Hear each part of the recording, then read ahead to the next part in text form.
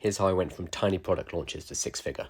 So over 2024, I've done a lot of launches, new products, new services. One of the early launches, we only banked £3,000. Obviously, that's still not nothing. It's great to make any money online, but that took us over 3 months, and that's creating landing pages, email sequences, getting everything ready for the launch, and then finding out nobody really cared that much. Fast forward into the later half of the year, though, and we did two $100,000 launches. Same person, still me, same market, same target audience, we just learned to launch in a different way.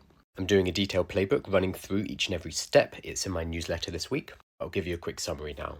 The basic idea is not to rely on one big blockbuster launch. If you put all your eggs in one basket and it flops, then you kind of look silly if you're public, and it's hard to go back to the market and say, oh, actually, here it is again.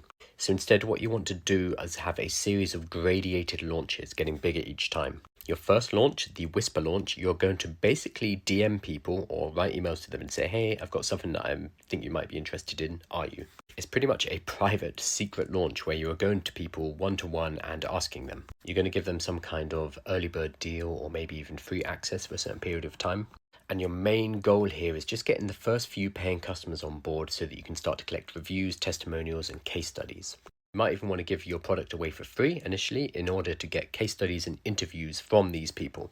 Once you have the first people through the doors and you've got some social proof in the form of interviews and testimonials, you're going to move to the second phase, momentum. At this point, you'll already have been having conversations with potential customers, so you're starting to know what their language is, what kind of things they're interested in, what kind of things do they not care about. And we're going to combine all of that with the social proof that you've been building in the first phase. This is where we will go onto social media and start to actually broadcast about what it is that we've built and use a call to action to get people to a sales page. Something that's really useful is also adding scarcity in the form of an increasing price. So it might start at $5, but then after the first 50 sales, it's going to $10. After the next 50 sales, it's going to $15, etc., etc. This is a really nice way for you to also find the price point at which people stop buying, because often working out pricing is kind of difficult initially. We're now ready to move into the third phase.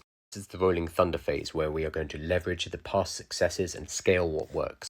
We're also going to leverage the fact that we have existing customers, we have people who are already in an ecosystem. We're going to offer referral and partner deals. We're actually going to do another launch. It's going to be a version 2 or it's going to have some updates of some type, but we're going to be doing it with our existing customers on board already. And they're going to become your ambassadors. They're going to go out there and talk about it and you're going to share revenues with them. This is also the phase where you might want to look at advertising, spending cash on ads. But the main idea in this third phase is you are just replicating what already worked and dropping what doesn't work. Unlike one big blockbuster launch, which is how most people launch their digital products, you are going to instead